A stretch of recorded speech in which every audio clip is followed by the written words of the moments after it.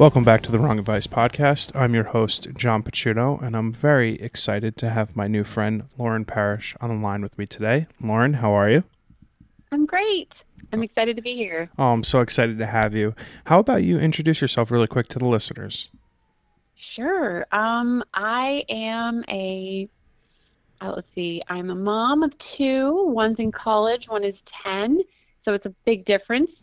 I work full time. I am a beauty sales consultant, so to speak. I'm a market development manager for a professional hair color brand. So it's really fun. It's very fancy and colorful job. That's cool. And my husband and I have been married almost 10 years and no, 12, 13, something like that. Oh my gosh, my kid's 10, so you got to do the math there. And we have two crazy dogs and a cat. We live on a lake in Texas, so our pastimes are out on the lake, and I am also a yoga instructor. So, boom, a little Boom. bit about me. I love that. How did you make your way to Texas? Where did you grow up? I grew up mainly in Texas, in the Houston area, and then our family migrated to the Dallas Fort Worth area and have been there ever since. I did mention to you that I grew up or lived in New Jersey for just a smidge of my life. Probably the best And smidge would be my guess. yes, it was beautiful. I do remember just beautiful things about it. And I love the snow because it's definitely something we don't get in Texas, except for when we had our snowpocalypse, I guess, Oh, yeah. Was that earlier last this year? year. Yeah. Earlier this year. Oh my God. Wait, that was 2021. Wow. I guess Yes, COVID it's been a has long has done a number. Yeah. My goodness. yeah, That felt like 5 years ago. right. For sure. So tell me a little bit about like kind of your upbringing. You went to kindergarten in New Jersey, ended up in Texas. Like what was kind of your Yeah. path from like high school to college to, hair care specialist, beauty Yeah. sales manager, mom of two, dog mom of two, etc. Yeah. Yeah. So I'm also, I'll have to say I'm one of five, no, one of seven children. Oh, So I wow. have, when I grew up, there was five of us, four girls and my poor brother right in the middle. A lot of chaos, instant family, your family were your best friends and, never a dull moment. So we didn't grow up very privileged. We didn't realize we were super poor until we got older. We were like, wow, it was a great childhood, but wow, looking back. And no, it was great. Houston, just a, kicking around type of kid. We didn't get to do a lot of extracurricular activities. Not really a sports kid or anything like that. And then once we moved to the Dallas area, high school, I was able to get into drill team and dance and all things shiny and fun, Nice.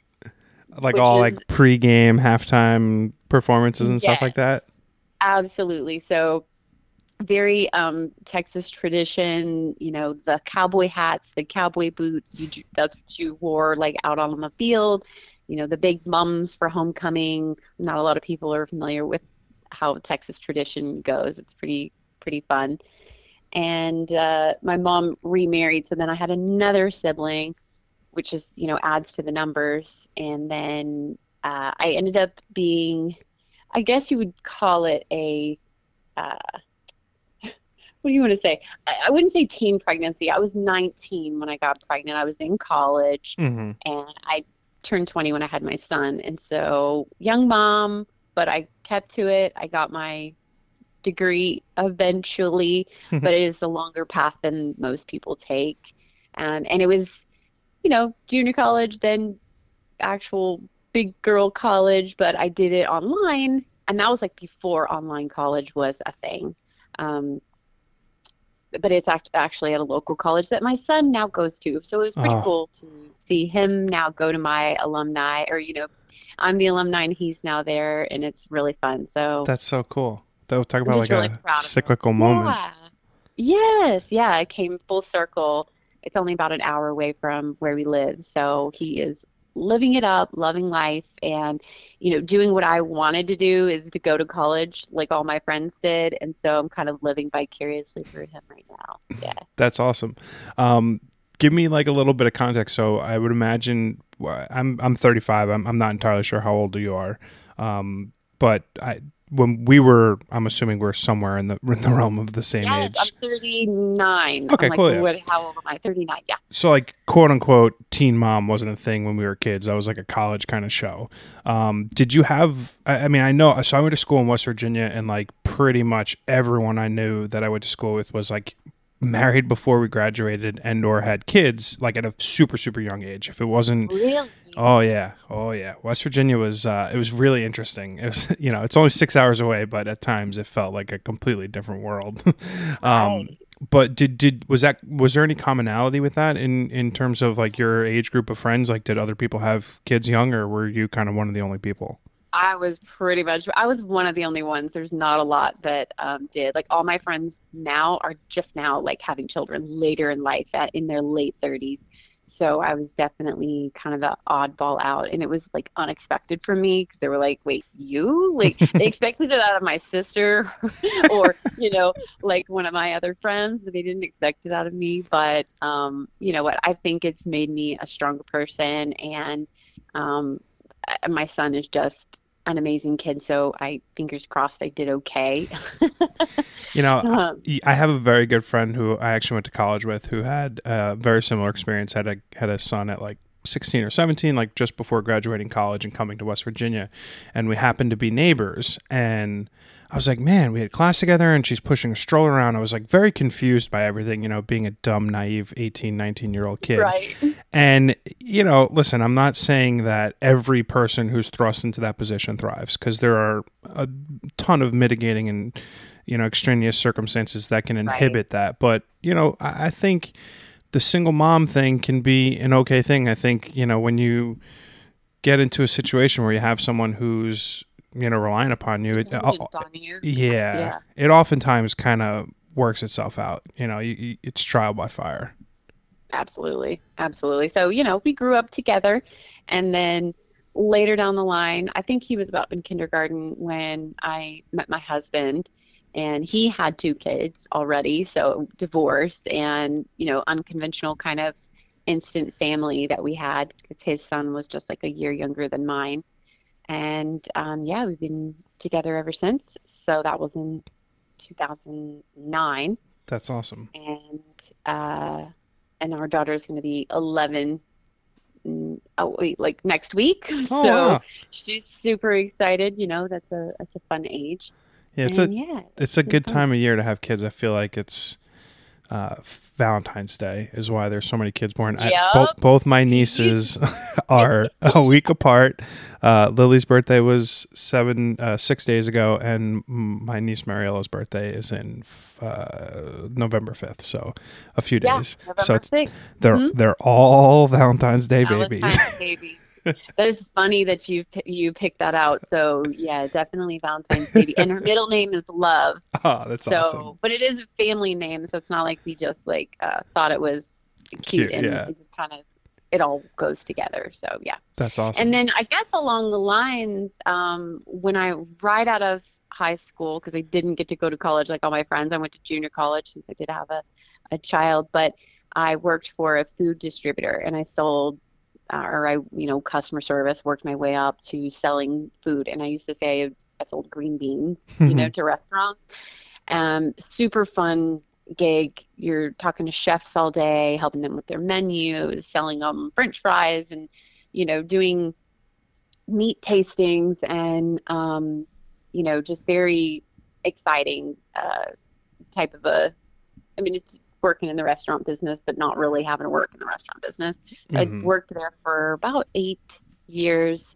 And then I moved my way to, I was like, okay, what do I like to do? My mom was always in the beauty industry. She was a makeup artist ever since I could remember. And she was the kind of mom that was like, wait, don't leave the house. You need more lipstick on. Or wait, let me fix your eyeliner. She would add more makeup to us, whereas my friends' moms would be like, take that off. That's so funny. So I just always grew up with makeup in my life and would freelance for her. So I would do makeup, if she had a big an event, something like that.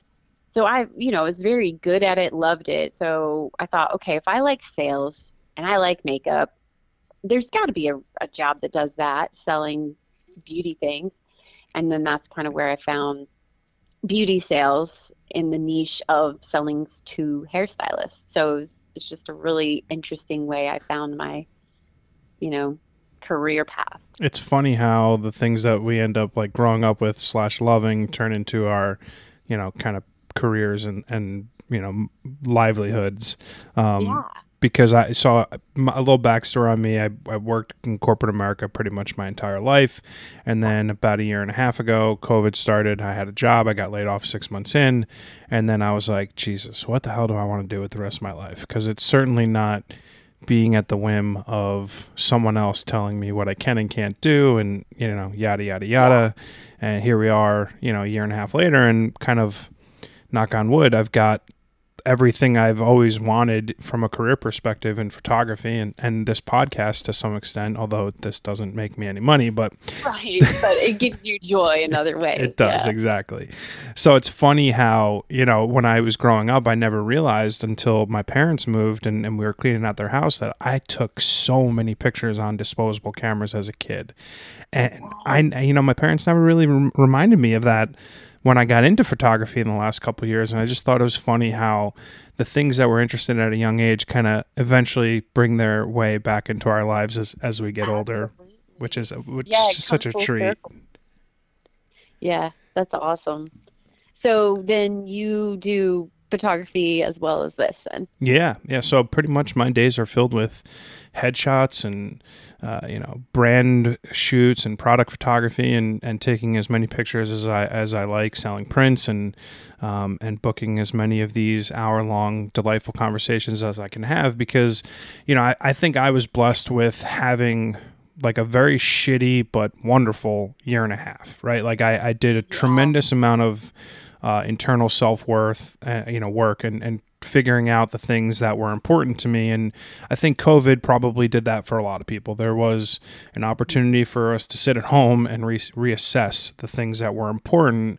And, I've been lucky enough to do financially well over the course of, the 12 to 15 years that I've been working in corporate America. And I kind of just hit the pause button after I got laid off. And I was like, man, what, this is like a really good inflection point in my life. Like, what do I want the next 30 to 40 years of my life to look like? Right. And I packed my Jeep. I loaded it up with a couple cameras and a shitload of film. And I drove all the way across the country and back about 6,600 miles. And I just realized that, the thing I want to do with my life is take pictures. And oh my gosh, that's so fun. Yeah, it was nice. I got a pretty generous severance package when I got laid off, which was nice. So that afforded me the opportunity to kind of travel. And, although there was COVID and I couldn't go anywhere, I kind of just drove everywhere, saw some national parks and saw some beautiful things and took a lot of amazing pictures. And I was like, this is what I want to do. So I've now gotten to the point where about a year and a half later, it's kind of all starting to come together. And fall so into good, place. I bet. Yeah, it does. Yay. It's I recorded a podcast that I haven't dropped yet called Happy But Discontent. And it's basically just me waxing poetic on the fact that I'm incredibly lucky and incredibly blessed. And I have such a wonderful life. And I'm so thankful and appreciative of it. I'm so happy. Yet I'm so discontent with where I'm at with so many things because I want to be doing so much more. And it's just like this. I think so many people can relate to that though. Oh, that's so great to hear. I think it's maybe our age range too. It's kind of like we all think we should be further along than we are. And then, you're not alone. That's all I'm saying. Yeah, no, I appreciate that because I've had some conversations lately. Last week, I spoke with Zach Jurgensen, who is a DIY wealth kind of person. I know. I listened to that one. Oh, just great. Saying. Yeah, he had spent his entire 20s and 30s getting to a point of saving up $1 million, and you hit this kind of like, and now what point in your life? And, I've reached that point. I'm beyond that point of the now what. And, I'm blessed to have a great, huge family with nieces and nephews, and all my friends have kids and all these wonderful things, but I'm not there just yet. And I'm not sure when I'll get there, but like there are so many other things that I have going for me positively. But it's just funny how you reach a point in your life where you're like, okay, cool, I got here, but what do I do now? Yeah. we're just on a different path. That's all. Exactly. So tell me how kind of, from beauty sales manager to yoga instructor, and kind of how the cancer diagnosis and your breast cancer battle has kind of impacted, your life over these last few years. Yeah. So I fell in love with hot yoga just as a personal way of de-stressing. I used to travel a ton before COVID shut us all down. So Mhm. I have a pretty large territory. I'm in Texas, Oklahoma, Arkansas, New Oh, Mexico, wow. Arizona. So I would travel constantly. I was gone all the time, like a road warrior, loved it. But then, everything halted and we had to find a way to stay busy and still stay connected from home. Hmm. And, all the while, luckily, I was able to really get in my yoga, like every day, obsessed. And I thought, well, I still want to do this. Like, I would love to be an instructor. So on the side, during the downtime of COVID, I just did like a virtual online class. I haven't actually taught anything yet, but I finally finished it while I was off on leave after my mastectomy. So that would kind of fast forward us to finding, my breast cancer and kind of, my journey up until now. I think back in, oh, yeah, my dog. Hello. Back in May, I, found a lump, my daughter, and I was like, well, that's odd. And, I say to myself 10 years ago, if I was still a pre-husband single mom, didn't have a lot of money, I don't know if I would have initially just ran to the doctor to get Hmm. myself checked. So I'm a big advocate of women being able to advocate for themselves and get themselves checked because Totally. we don't necessarily do that as often as we should. And you just listen to your body. And I was like, you know what, I should just get that checked because that's weird and that's different. I did. Immediately went for a mammogram. My doctor's like, yeah, get it checked. It might not be anything. And I'd just been having a conversation with my mom and my sister and my grandma at a little birthday lunch. And we had all talked about, the COVID shot was making people's, mammograms a little odd. And my Oh. mom was mentioning she had to like delay hers. And I said, well, I'm going to go get a mammogram because I've noticed something. And kind of just nonchalantly. I wasn't trying to like alert anybody. There's no history in my family, so it wasn't something on my radar. Like, oh, grandma, whatever, and Hmm. auntie somebody has it. But since I had never done it before, I go in, mammogram, second mammogram, take me to another room. Hey, we're gonna do a sonogram. Hey, we're gonna do a call with a doctor, and then we want you to do a biopsy. To Hmm. me, I'd never done any of these things. So I just thought it was all normal. Hmm. And then, of course, once I did my biopsy, the lady doing the procedure looked at me and was like, I'm not going to lie. I don't like what I see. Hmm. Because I do this all day long. And so I was mentally prepared. That was back in May. So I found out in May. By July, I had a double mastectomy. Wow. And at first we thought, okay, well, caught it early. You're lucky. You're not going to have to do chemo or radiation. So that Hmm. was like my whole story. I'm like, I'm lucky I caught it early. I went on leave. And then, of course, after they do a biopsy after your initial surgery. And then that's when they were like, well, it was affected. We found it in a lymph node. So now you have to do chemo and then radiation. So I was really bummed at that point. Hmm. But still, luckily, like you said, super blessed to have an amazing, I do work in corporate America. And that's the one beautiful thing is that I do have amazing benefits and short-term disability and, all of the things that a lot of people don't have. So very fortunate to have a big family that, hurdled around me and That's made me amazing. food and came and took care of me. And my sister's an ER nurse, so she was, A like godsend. all up in my business. Yeah, like coming to check on me and helping, in my recovery. So I'm currently in week, I had to do 4 weeks of the real strong chemo. It's called the Red Devil. Oh. And I have a funny side note. Took my daughter to a like church carnival this weekend, and her and her best friend, they're 10, 11, they think they're cute. They dressed up as devils, and I just was really embarrassed. And someone asked us, I said, if anyone asks you what you are, you just say you are the red devil, my chemo that I had to take, because I wore like my bald head just proud. I don't wear a wig lots of places, so I get Hmm. lots of stares. And when they look at me, I'm like, what are they staring at? And then I'm like, oh, I don't have any hair. Yeah. I just don't even think about it anymore. It's just not a thing. But it is kind of fun to try to sell hair products to people with no hair. So that's like a new twist. Well, it's hard to speak from a firsthand Yeah. perspective, Yeah. right? I'm like, but when I did have hair, this stuff is great. All right. So I've done 4 rounds of the real nasty stuff, and now I'm on to I have 11 more of I guess they consider it the lighter, easier chemo. So Yeah. Is that the pill version? no, it's still, I The have a drip. port, Okay. so I go in every week, every Tuesday, and what's crazy, people don't realize you have to put your fingers and toes in ice cold water the Oh, entire time. really? Yeah, it's really lovely. Why is that? Um, it's for neuropathy, so Oh, that you don't, I guess it gets to your fingers and your toes. That's kind of the same reason like your hair falls out. Like those are the first things to go. It stops everything from growing. oh wow. So it's really crazy. Mm-hmm. That's crazy. I didn't know that.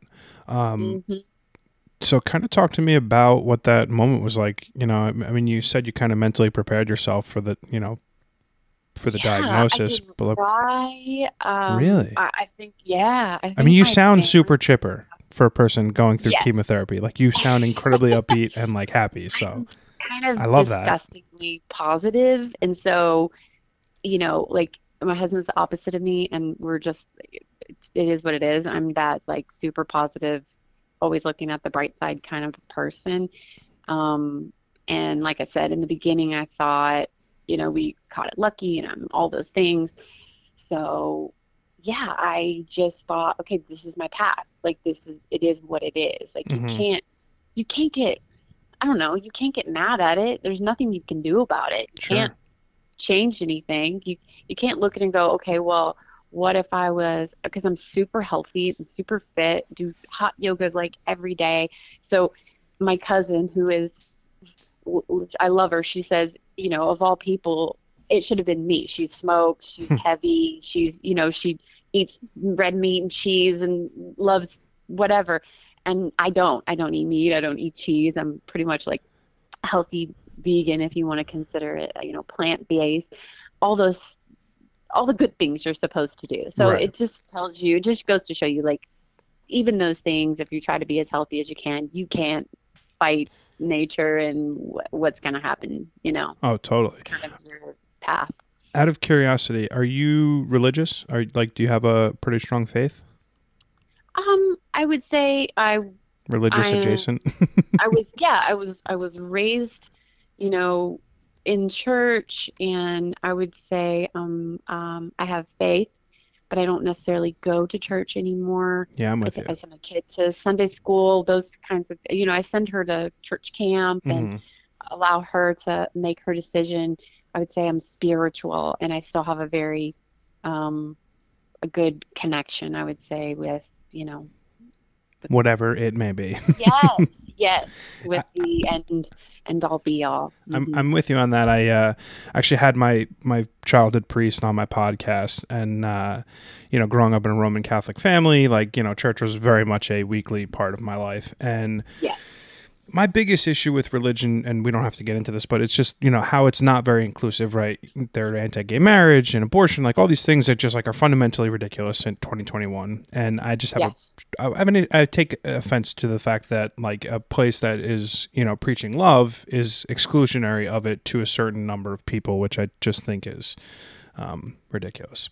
Yeah. The reason why I ask though is because you have an incredibly positive mindset about a diagnosis and a battle that you're going through right now. And I've had the benefit of speaking with a gentleman by the name of Terry Tucker a few months back on one of my first podcasts, and he has been battling cancer for like 7 or 8 or 9 years. So just like a plethora of I don't know if it was bone cancer. I can't quite remember, but has had Yep, probably. amputations and like a number of like trials and really, really just a hard battle that he's been going through for years and years. And he had the most positive outlook on everything. And it was primarily due to his faith. And blind faith like that is kind of tough when you're going through a struggle like that. Like, and Yeah. I was very curious what your kind of relationship with religion was, because, it is a very simple feeling to be like, whoa, what the fuck? Why me? Yeah. You will, I think anybody could really go down that darker path and just be like mad and angry, but that's usually not my first instinct. And Uh, it's interesting to think that, like, I would say my faith as a child, or my religion as a child was Methodist. It's like, I guess my husband calls it Catholic adjacent because there's a lot of like, communion and Catholic ways, mhm. but we weren't like, and he grew up like Baptist fire and brimstone. So it's Oh, funny to relate, or like I'll say something and it's like we just have real different ways of our dealing with things. religion shaped us. Is really interesting. Like, ooh, no wonder you no wonder you were frightened. Like, mine was definitely not the same experience as he had. So it's That's interesting. that is interesting. What is something like a cancer diagnosis do for like your, life planning, right? Like I would imagine, things are not going about as normal, right? You're no longer Yes. focusing on making lunch in the morning. You're like, whoa, okay, I've got to go chemo on Tuesday. And like, what does it kind of do to what you look at in terms of like your future? You're like, I'm about to turn Like 40. what's Yeah. important. Yeah. It definitely, and I think COVID did that to a lot of people, but then, add a cancer diagnosis in there, it definitely Uh makes huh. you go, is this what I really want to do? And Mm. and am I happy? And um all of the things um like I mentioned, I'm super thankful for the job that I have, and I really do enjoy it and love it because, but at the same time, I'm not able to do it to its full extent because I am immunocompromised at this point. So Oh, normally I can go out and see all my people, and that's what really kind of fills my cup is being able to talk and sell and see salons and see my customers.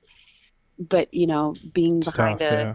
a screen, it's just not the same. It's not the same. So it's it's definitely, I don't know. It just kind of makes you think. Yeah.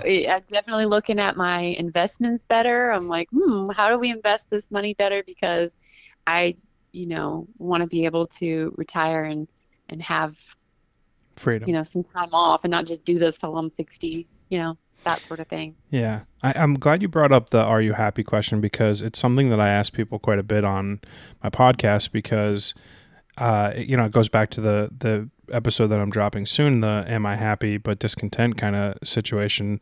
Are you happy? Yeah, Does I it am. depend on the day? I think it does. I mean, if you asked me Tuesday, I would have been like, "Oh, this really Sure. sucks." But Yeah. that's my treatment day. But for the most part, we've just kind of went back into our normal daily routine. Like Mondays, my daughter has Girl Scouts every other week, and then Tuesday's my treatment, and then sometimes my mom will come over and like make me soup, and then she'll take my daughter to gymnastics the next night, and like it's become part of our routine that we're not really letting it get us Dictate your down. life. Yeah, exactly. It's not like, oh, I'm a cancer patient and then, I'm also a mom. It's like I'm not gonna, I think that's yeah, like an incredibly powerful mindset. Like I would imagine it's not common, or perhaps it is, but I would imagine that there are not yeah, very many people who are going through chemotherapy who are like able to, kind of compartmentalize things in that degree. And yeah. I mean, I'm like the youngest by 20, 30 years when I'm in there.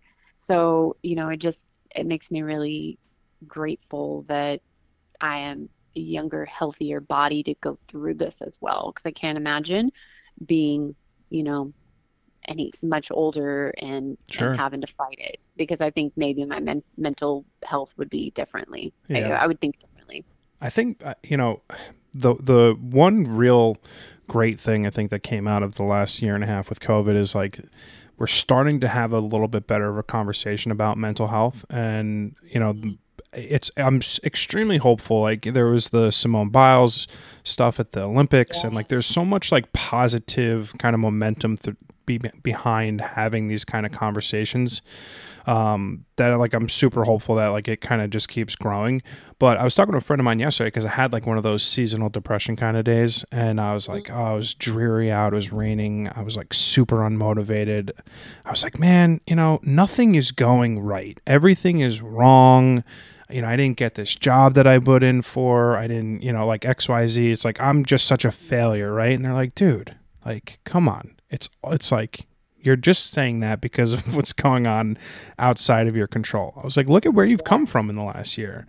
And I think it's so easy to lose sight of like what we're so lucky to have, because there are so many like everyday blessings, but there is just such an easy way to kind of look beyond it. Yeah. I mean, I think anybody can. I mean, it's our first instinct is to kind of go to the negatives. Like when your boss says, "Hey, do you have time to talk?" You immediately think like, "Oh my God, did I not like do something right? There, I'm going to get in trouble." Like we didn't do anything wrong, but why does our mind just go to that negative place? I would love to know. It's sickening, right? Yeah. It's just, but it's everyone. I don't think anyone is free of that. I don't really know a lot of people, even super positive people, that don't immediately go to that negative place. You just have to like try to be like, no, calm down, take a breath. That's not why they need to talk to you, and that. Yeah, I will say, and I don't know if it's a common theme, because I have interviewed quite a few people who do yoga pretty regularly, and I've very recently started doing more, and my friend Jessica Miller will be extremely happy to hear that. But like I started getting into meditation and yoga, and starting every morning with like a 10-minute meditation, and then like a 20-30 minute yoga session just in my apartment. Not crazy. I'm nowhere near flexible to do this in public. But see, that's what I hate when people say is like, oh, I can't do this in public. I mean, if you can breathe, you can do yoga. Lauren, I appreciate your positivity. Real true yogis do not judge. Like, because yoga is a journey. Yoga is not just like one time, like you just know how to do it. You don't just go to the gym for the first time and know what you're doing there. Like, it's a long journey. Yeah. Like you're ever evolving. But I like to know that you're at least doing something. So good. I am trying. No, but it's my point was ultimately that like I've noticed that in the last few weeks, like my mood has been significantly impacted by it. And I hate to say that because like I'm so not like this hippy dippy yoga bro dude who's like, yes, let's be very zen. Very much not who I am. I'm very much pour me a bourbon and let me watch a football game. But it has made a marked improvement in my day-to-day life. And I'm wondering like how that kind of has impacted kind of like your last 6 months to a year. Like, do you think that the foundations that you have in yoga has kind of helped you shape your mindset towards this? Oh, for sure. Definitely. I mean, it allows you to just kind of calm that negative voice in your head. I like doing meditation at night to like allow me to fall asleep. One thing that I do religiously with my daughter every night, and we don't necessarily say our prayers, but we say what we're grateful for that day. Love that. And it can be something as simple as the weather was beautiful, the sunset was gorgeous, that we just had a good day overall. Like, we had an okay day. Yeah, and that's we something got by. to be grateful for. So that is something that we love to do. And then if she's having a really hard time going to sleep, I'll walk through a meditation with her, or we'll do a guided meditation on just like an app or whatever. And man, we are out like a light. And I just find that I'm like a lot more relaxed. I love it. Sure. Honestly, I hate to be like admitting this to my millions of listeners out there, but it is like, it has been one of the funny little things, because for sure in my 20s I made fun of everyone who was doing yoga. I was like, come on Of guys, course. what are we Oh, doing here? crunchy people. Yeah. Exactly. Get rid of the granola, get it out of my face. And now I'm like throwing my tights on in the morning, I'm bending over, and like it's just very funny. I often talk about how like in my childhood and, you know, in high school and college, you're like always like forecasting your life out, right? So it's like, I've got to do well this year in sports, so next year I can get a good offer to play college football, or I got to do good on the SAT so I can get to a good college, so I can get a good job. So we're always looking forward and not necessarily being super present. Yes. Talk to me kind of about how like a breast cancer diagnosis and kind of all that is encompassing with that can kind of, you know, shape your mindset for not just the present, but like kind of how you look at your future. Yeah, it definitely makes you grateful for, you know, your time on this earth, that you're breathing and you're halfway healthy, you know. Yeah. And if you, whether or not you have a cancer diagnosis or not, like it's it's definitely something kind of stops you in your tracks and makes you reevaluate things and go, you know what, I'm gonna take that trip. I'm going to um, go on that vacation. I'm gonna stop I'm going to scrolling eat on my that phone so cupcake. much. Yeah, absolutely. I mean, I'm gonna just kind of make the time Matter. worth it, Yeah. and not just kind of just go day to day and, just kind of roll with the punches. So, um, yeah, I think it just kind of just makes you grateful for everything you do have and making the time worthwhile Yeah. I love that. with Yeah. the ones you love, Yeah. I mean, Valuable lesson. Like, especially one don't that, waste your time on things that you don't like doing. yeah. Is basically, like if you don't like doing that, don't do it. Like, Yeah. don't waste your time and don't try to be something you're not for other people. Because I Absolutely. think we tend to spread ourselves too thin sometimes. I personally know that I do it as a mom, as a ADHD, ADD person. It's unfortunately what we do, but you have to just go, no, I don't want to, I can't do that. Overextending ourselves sometimes is tough too. Yeah. And we're just so much at the whim of like the device in our hand, like the impression that we get from how many likes we get on an Instagram post, and like shit like that. It sucks. I've very, very, very frequently talked about how like I've learned so many valuable life lessons in like the last 5 years of my life, and I genuinely wonder if I could have become this version of myself in my 20s.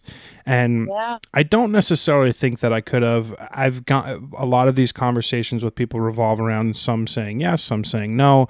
But I think life is like, and when I say life, I mean the getting to the point of like comfort in your skin, like being able to be appreciative of who you are, and what you want to be, takes time. And I don't think like 20-25 years is enough time for you to get to that point. No. And I could be wrong, and maybe some people are lucky enough to get to that point, but I certainly No, wasn't I one of agree. them. I joke with like 20 somethings, and even I say the 30s. 30s are where you really get comfortable in your own skin and confident in who you are. I think it does take time, and I think it'll probably even just get better and better. I Mhm. think my mom always said like her 30s were her favorite. So Yeah, they're she always still says like, I feel like I'm still 30. Like I look at my body and I'm like, well, that doesn't look like me, but she still thinks that's like her prime. I'm so So glad to hear that, because I'm a former writer. I wrote about relationships and stuff on the internet, and like life and these soulmates and like purpose and like all these things. And it's funny because I don't think when I was writing those things in my 20s, I really put much thought or much context into what I was doing. It was just kind of like me looking for an outlet to like going through the things that were yeah, happening. I Right. bet. Yeah. But like now I get it. Like I kind of, I don't waste my time talking to someone in a dating capacity if I'm not getting the energy or like the things that I need, right? It's like you start understanding your own self-worth, whether it be in a job, a relationship, a marriage, whatever it might be. Like you start to understand your own worth, and it's such a wonderful fucking freeing feeling that Oh, it feels so good. so Yes. good. So Hmm. good. For sure. For Um sure. so growing up in Texas, like I'm just kind of curious. So like you got into like beauty and beauty care products and sales and like everything that you're doing now, like as a sales manager and your yoga side hustle, and obviously the number one most important job being a mom. But what was like your dream? Like, what did you want to be when you grew up, like as a kid? Oh my gosh. I think I used to say I wanted to be an artist, which Oh, I have no art skills. Like I'm horrible. So I think my mom even said on the first day of school, I came home crying because I didn't have art. I mean, I like painting. I like the idea of it. And I'm like jealous of people who have that creative bone. I hmm, think I always wanted it. So, I know it sounds crazy, but I think I wanted to be an artist and I have no talent in that. So I've put my kids in, music because I enjoy it and I want them to have some kind of just something that they can take away in life. Um, but I never really had like this one thing that I wanted to be. I don't know. I even asked my kids that, like, what do you want to be? And I think it's a hard question for kids because yeah. It's unfair to ask a there's kid that. there's so many things that they want to be. And, I think, oh, and then one thing I think I embarrassed my mom one time is they asked us what we wanted to be. And I said, I want to be a waitress, just like my mom. And she was, she hustled as mom of five and she had to be, like a cocktail waitress at some point in her life while also, you know, doing makeup at Dillard's for Clinique. So she was horrified when I said I wanted to be a waitress, but I just think that's a funny story. So That's like a mom thing, right? You want your kids to yeah, do better and more than whatever it was that yes, you feel like you did or didn't do. absolutely. And I know so much about that because I'm a mother of three beautiful. I'm just kidding. I have no kids. Yeah. When you kind of look at like where your life is at now, and we're coming through hopefully the ending of like what's been like an absolute shit show of like almost 2 years, what are you like looking forward to most, like in terms of the world going back to normal? Like what are you, besides travel, because I know you said travel a bunch, but like Oh, yeah, I was about to say, I'm already planning next year's travel according to my, work schedule. yeah, But I am looking forward to uh, work travel as well. So I know it's kind of counterintuitive. I'm talking about travel, but it's it's just kind of back to our norm again yeah, because like that human connection, I think that's really what it is. It felt really good. Like today I was able to go have like a breakfast meeting with a couple of my customers. I don't even know if we really got much accomplished other than the fact that we just wanted to like see each other and uh, kind of start planning for 2022. And it was just, I mean, we could have easily had that call or whatever mm-hmm. instead of a meeting, but it just meant so much more that we were able to see each other in person, talk, see each other's reactions when we're, having a conversation about, whatever is going to be going forward. So it's those kinds of human connection conversations and in-person interactions Yeah, no, that I think I personally miss. Because I'm a Gemini, and at one point during the COVID time, we live on a lake, and there's a little cove, and I would sit on my back porch with my computer, beautiful day, and there'd be fishermen, and it would take everything out of me not to be like, "Hi, y'all catching anything? What are y'all doing? How's it going? Is it a good day?" And my husband's like, "Lauren, do not talk to those poor fishermen. They're fishing in your like in behind the house. Leave them alone." And I would wave and be like, "Hi guys, good day out there." He's that's like, so "Leave the funny. fishermen alone." He goes, "I didn't realize this is hard for you." I said, "Yes, this is really hard for me. So explain You, to me I the need humans. what is the Gemini have like so I did We're literally this. very social people. You need to uh look into like, you know, I'm so it's funny you say that. Someone did send me my what is it, birth chart. Like someone asked me what time were you born, where were you born, that yes, kind of thing. When yes, the meme that says you need to run from those people. Thankfully this was yes. my friend. I was about to say was it a girl? Were they It's a friend dating though. them? Yeah, yeah, Yeah. not a romantic thing, but I haven't read it yet. But I find this stuff wildly interesting. But because I am a Sagittarius and I am, from what every ex girlfriend has ever told me, the quintessential Sagittarius man, which Mhm. I think is fine, but I don't necessarily want to believe or think that because I was born on a certain day in a Yeah, certain that you're month. predisposed Yeah. predisposed to be exactly this way. Yeah. I don't know how that makes Um, me feel. yeah, it's interesting because It I is very it's interesting. well, my husband and I met. It was, of course, online. We like to joke that it was at the grocery store, and I messaged him first, and in his profile it said, "Do not contact me if you are a Gemini." And Oh I my thought that God. was hilarious as a Gemini, and I contacted him. And the rest is Um, history. and the rest is history. His ex-wife is a Gemini, his daughter's a Gemini, his like best guy friend's Gemini. He is surrounded and he cannot like come out from it. Like he obviously attracts them. So it's just a funny story we like to tell people because I feel the same um way about Cancer women. hmm I will never ever ever ever ever ever ever ever ever well, ever you say that now, I bet you're gonna get married to one. fuck no. Too many really solid Just debilitating no. life lessons. No. Just no. Yeah. So yeah, so you'll just have to look up. Geminis are kind of double two-sided. Like they say that there's like, my middle name's my old middle name, Marie, and then I put my maiden name. So my husband are like, is this Marie or is this Lauren? That sort of a thing.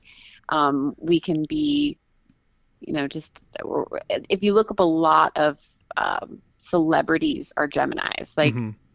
we're good with people talking, that sort of thing. So That I could I see. did a I did a not a horoscope. I did a reading my palms one time, and you go to the lady and she doesn't know anything about you. She can't look you up on like online or anything. She can't Google you.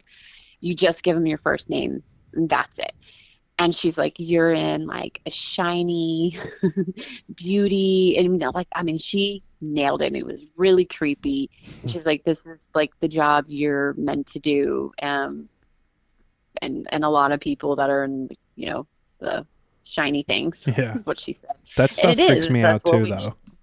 Yeah, oh, for sure. And I asked her, I said, are you religious? Because like sometimes it feels like it could be like a dark thing. And Yeah. she said, oh, absolutely. I don't think that I would have the power to know if I wasn't. I'm like, oh, okay. Ooh, So interesting. yeah, Yeah, yeah, it was I've interesting. had two experiences with like a psychic and or medium, and I found them both to be, I would say, borderline therapeutic, but also like kind of freaky. Like, you Yeah, shouldn't be able to tell me these things. Like, it's just very cool, also very alarming. yeah, yes, for sure, for sure. I think I've gotten super good lately in like my life of being like super appreciative of like all of like the beauty that there is around life. Like I kind of obviously stumbled into this photography career, but it's like so easy for me to get inspired to like make beautiful pictures because like I've got access to so many wonderfully talented human beings like at the touch of a button. What Yes. kind of like inspires you in life? Like what kind of fills you up and makes you happy? Man, that's a good one. I would definitely say like my kids. I know it sounds Mm, cheesy, but that's okay. spending time with my family and um I mean that's just kind of what we do and everything is around like going on vacation together or doing things together, quality time and yeah, nature. I've fell in love with just sitting on my back porch and watching the birds. I mean, during COVID, you notice a lot more birds. So I'm like, I have a bird book now, kind of nerdy, and I'm looking up what these are. And during quarantine, we even saved a little not a blue jay, a red cardinal. Oh wow. He flew into our window and had like an injured wing and he was just chilling on our back porch for like several hours. And I thought, okay, we got to take him. So we did. We took him, and they said, oh, he just has an injured wing. We're going to give him a shot. And then, I said, well, I want to release him back to my where I live because he's on my bird feeder like every single day. Mhm. And then they told us that, the birds, the male birds, the male red birds actually teach the young to sing. And I just thought that was so cool. Oh And he wow. sang to us the whole way home, like Oh once he got fixed. He sang in the car, I have video of him. And then we released him and he went right to his little tree that we always see him in. And so, yeah, it's just, I think it's a really cool, very like it- feet to the ground, quiet, no phone, just listen to the birds and sit outside in nature. So yeah. I really enjoy kind of connecting in that way. Being by the water is very therapeutic for me. Yeah, I love that. I've noticed as time goes on, the less and less time I spend on my phone, the happier and happier my days tend to be filled. Sad reality and truth. I like to spend the last bit of every one of my podcast episodes kind of doing like a rapid fire. Some are easy, some are kind of heavy, question and answer. Sure. Feel no pressure. Take your time. This is not a big deal. Okay. What is your favorite book? I don't read. Okay, fair enough. I hate reading, so no books. Next question. Favorite movie? Oh, I would say like Clueless or any of the Happy Gilmore and the funny Adam Sandler, just the cheesy, funny, careless movies. Love that. What's your favorite food? Ooh, Thai food. Anything in particular, or just any Asian? Yeah. I would say pad Ki Mao or pad Thai. Like I want to go to Thailand really bad. So nice. Do you believe in an afterlife? Yes and no. I'm still like I'm hopeful that there is something, but at the same time, I'm at peace knowing like maybe there's not, and that's okay. Yeah, I like that answer. I would say I was like the biggest cynic asshole for the vast majority of my life, and then I kind of started thinking that like there would be genuinely no purpose to life if there's not something kind of cool after. So feel free to adopt that as your mantra, because I think that's like I'm using that to like make myself feel better about exactly. Yes. So yeah, that's my thing. What are you most proud of? Just like where I am now, I would say just to, I have an awesome house, kids, a great job, just on a good path, and I'm just a happy person, I would say. Nice. I love being happy in what you do. Mm-hmm. What gives you confidence? Oh, I don't know, honestly. I would say time, over time, you just start to kind of gain your own confidence. You go through situations in life that, just kind of makes you grow and learn and appreciate what you have. Appreciate your body and everything that's gone through. I think that's where I'm at with, going through cancer and having kids. You're like, dang, I can endure this? That's pretty awesome. Yeah, that is very awesome. I agree. How do you get over like regrets? Like, something that you look back on, you're like, oh, fuck, why did I do that? That's hard. I would say, man, I don't know.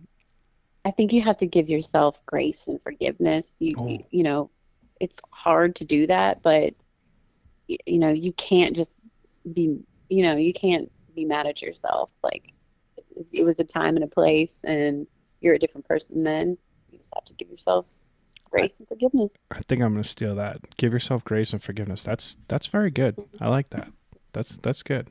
What's the like best piece of advice someone's ever given you? Oh, I know it sounds terrible, but I don't know. I don't think anyone's given me any great advice. What's your best piece of advice? You know what? I know what it is. I think my dad said this to me like as a kid, because kids talk a lot. You gotta talk less and listen more. Yeah, 2 ears, 1 mouth for a reason, right? Yes. Yeah, my dad. And I think as a kid you're running your mouth, but I find that I have to do that with my daughter sometimes. I think we tend to cut people off and not let people want to be heard. Period. Yeah, totally. I've also found that I think getting older, so like I'm, Sagittarius, obnoxious, loud, we never shut us up. But I think like one of the great joys in life is listening to people and the power that you give to them when you're an intent, concentrated listener. Like when you can make someone feel like the things that they're saying are important and they're heard, I think that gives someone, a boost, a little juice I know when I'm talking and explaining something about how I feel or about a photo that I took something and someone has a meaningful exchange back with me after it. I was like, wow, they get what I was like saying or Right. thinking You're or feeling. validated. Yeah. Mm-hmm. Yeah. I Mm-hmm. love that. For sure. Last question. What is one recommendation that you have for everyone listening today? Something that you've like consumed lately, whether it's a podcast, a book, well, obviously not a book, but a movie, a TV show. I like audiobooks. Oh, I okay. like audiobooks. I That just don't counts. want to. I get too distracted and it's too hard. So I love The Office. So there's a really Yeah. fun like Office podcast that they go over every episode if you're an Office fan. It's really fun, light listening.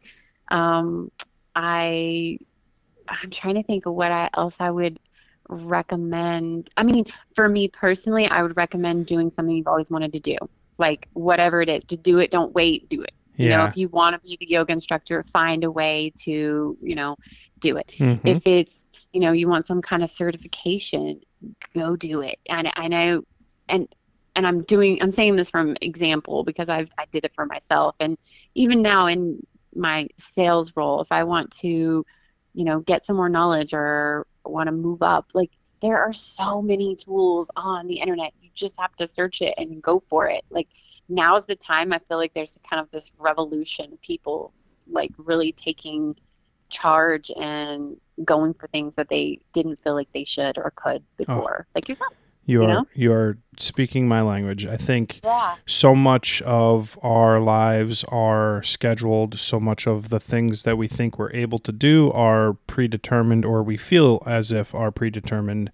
And Yeah, we're like, we'll do it later, or it's in our path down the line. But Yeah. why? Like, why Yeah, can why we not wait? simultaneously do all these things? Like, I know sometimes we could stretch ourselves thin and don't do that. But, I mean, if you're bored at night, like, if you were to start the podcast, start the podcast. Yeah. Like, I'm glad you said that because like I've gotten that a lot. Like, oh John, like it's so cool. Like you're doing photography. You started a podcast. Like how'd you do that? I was like, I don't know. I bought a microphone. Like that's how I did it. yes. Like I bought a camera. Like if there's something that you want to do and you've always wanted to do it, or something recent that you've learned that you want to do, just fucking do it. I mean, obviously Yeah. don't rob a bank, but like there are plenty of Right. positive things that you can do, and it doesn't take as much Yes. effort as you can imagine. I think people No, are so that's afraid to super fail. fulfilling. Yeah. Mm-hmm. People are so afraid to Mm-hmm. fail because we're just caught up in this like feedback loop of how many likes we get on things and what other people think of what we're doing, and we don't spend nearly enough time concentrating on the things that make us happy. And I think that's not the Absolutely. best way to live. Yeah, for sure. I agree.